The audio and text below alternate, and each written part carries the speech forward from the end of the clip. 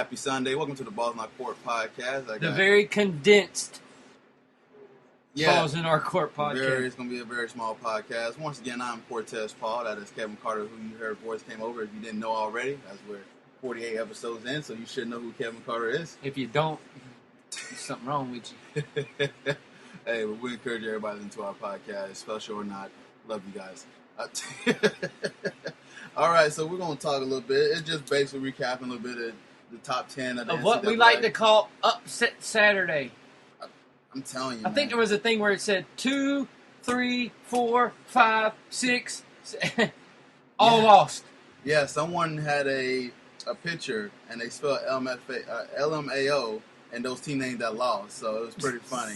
Yeah, it had LSU, Alabama, and Oregon, Oklahoma. Yeah, so it just had all those teams that was on there. I was like, wow, this is pretty funny. Texas A&M, so, it was crazy. Let's brief it. Let's talk about these upsets here. You got Oregon that went down. We already talked about that. Yeah, they earlier. went down. Yeah. So Alabama and Ole Miss. What a ball game! What a ball game! We watched the last part of it, and it lived up. It lived up to the hype. It's too bad that we didn't get to do one yesterday, because a few of these I would have called, but we didn't get to. So I'm not going to take credit in saying that these guys won, but this is one I would have picked going the Ole Miss way. There's a lot of teams that was ranked playing each other. Oh yeah, this was 11, this was the best. Bad. This was the best Sunday or Saturday for college football yet this season, as far as ranked teams playing each other in good games and everything like that. But this was definitely, that game didn't surprise me, but it was a very good game. Any thoughts on because Ole Miss is still 5-0, and they're Ole Miss is better be in the top 5, at least the top 5. When the rankings come out, if they're not in the top 5, it's a travesty. I'm telling you, because Ole Miss is good. Yeah, they are. Dak Prescott better get a look for the Heisman Trophy.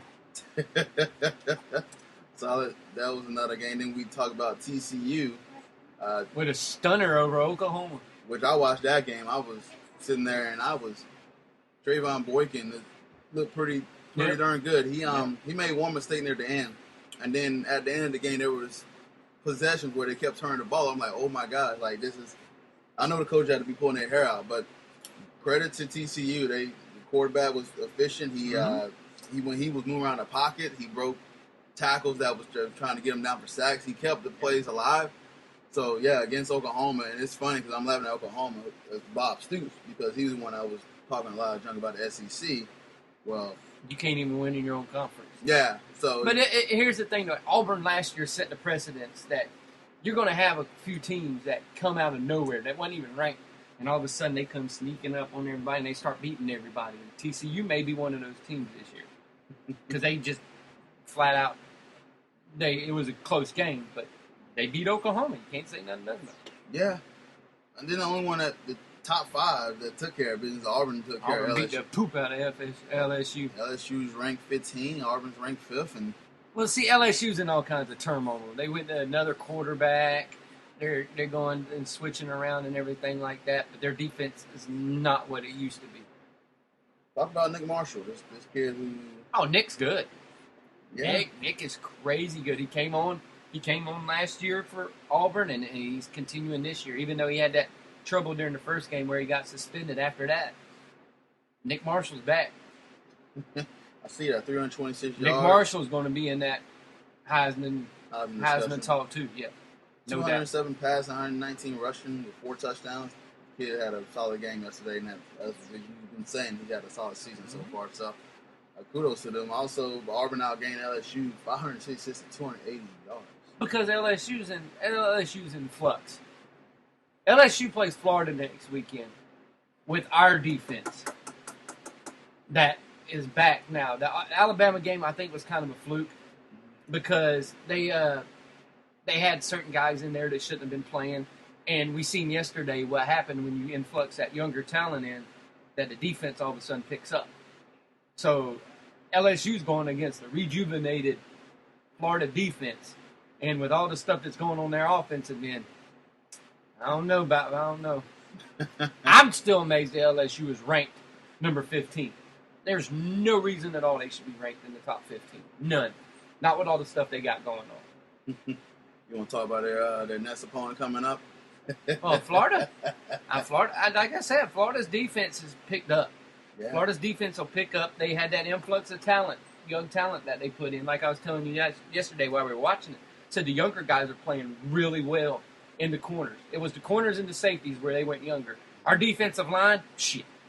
Our defensive line speaks for themselves. They're there. You ain't got to worry about them going anywhere.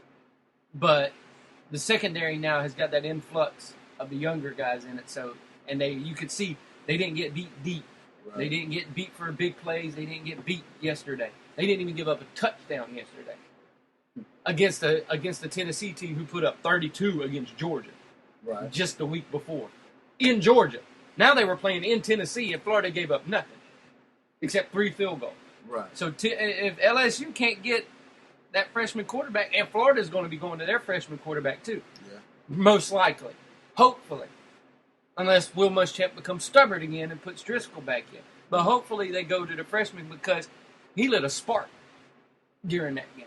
But I think we'll talk about that game a little later on. But all right. Well, we'll get that and try to set up the LSU and Florida matchup here. Yeah, we'll do that next week.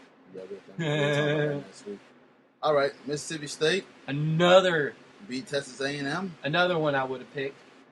I'm high on the 2 Mississippi teams. This year, I am really high on the 2 Mississippi teams. Dan Mullen has lit a spark under Mississippi State this year all of a sudden. They say give them a few years to implement their system. Well, I guess Dan Mullen's system is implemented now because they going all out now. Yeah, you got Mississippi State linebacker who intercepted Kenny Hill, who was a Heisman candidate. 3 times. 3 times. 3 times. Is it just a bad game for Kenny Hill, or no? Do you just think this is him being overhyped a little bit, or? They're starting to play better teams. Yeah, they're starting to play better teams. That's what it comes down to. Dak Prescott plays for Mississippi State. My fault, Ole Miss people. But Dak Prescott playing for Mississippi State, he's ridiculous. Yeah, I already got some friends that went to Mississippi State and root for him and live in that area, so I'm sure they was all over the social media. They better be at least in the top 8. The Mississippi team should be, at least both of them should be in that top 8. Mississippi had a good week, didn't they? Yeah, Mississippi's having a real good week. That's what I said. I said all Mississippi's celebrating, including Katy Perry. Including Katy Perry, man. You got to party with her, guys. You're pretty lucky. Yeah, lucky bastard. I envy you, but I'm pretty sure that y'all had a good time. So her diving into the crowd and everything like that, and the goalposts going down streets and everything in Ole Miss. Yeah, I don't know what she was wearing to begin with.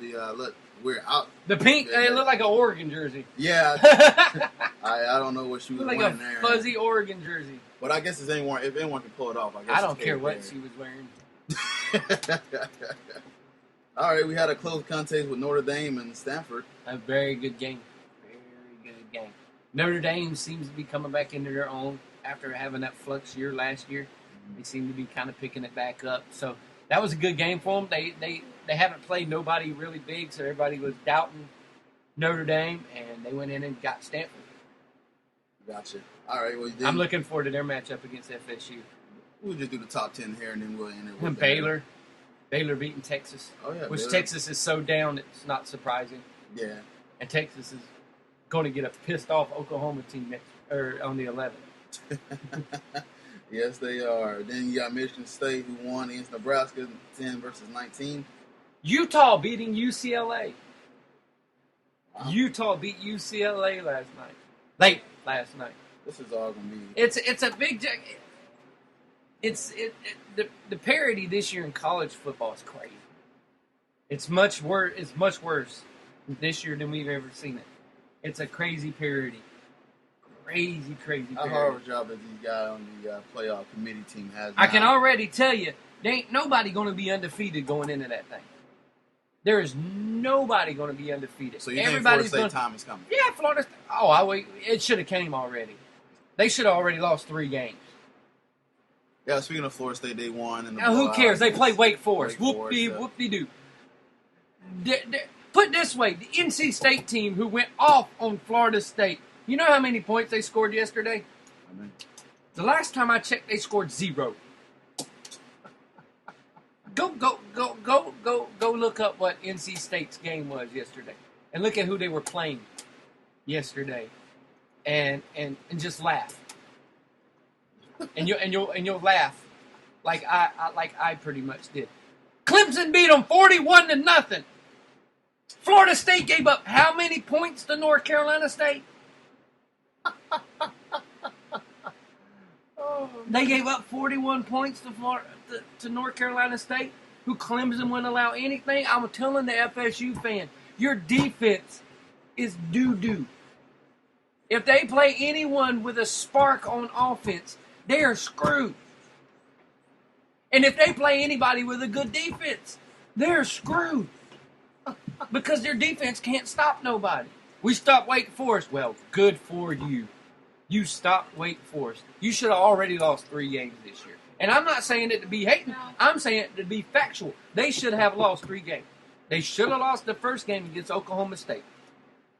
Yeah. They should have lost to Clemson. And Clemson boneheadedly gave that game away. And North Carolina State, in all honesty, should have beat them too. But NC State gave the game away at the end. Playing Notre Dame. They play Notre Dame in 2 weeks. In 2 weeks. And I think they'll have trouble in Syracuse.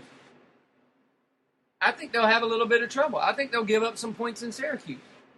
Huh? Louisville's the scary one, too. Yeah. Louisville's another scary one. Louisville, yeah. And it's on a Thursday night. Florida State never does good on Thursday night. In their history, they lose a lot on Thursday night. I was wishing we could play them on a Thursday night. But they have a loss coming. A loss, maybe, if not 2 losses, coming. All right. Year first there, so. All right, I mean, that's really within the round of the top 10. And so, give me your top 4 right now that you can think. They all lost. Ole Miss. Ole Miss will be up there. And there's no particular order. No particular order. Auburn, of course. I still put Alabama up there. Because Alabama lost to a really good Ole Miss team. Yeah. When Alabama loses, they don't lose to some scrub team that they shouldn't lose to. They lose to somebody high. Yeah. So I'd still put Alabama up there. Why does it sound like I'm going with a bunch of SEC teams? It's because I am. It put Florida State in there as well.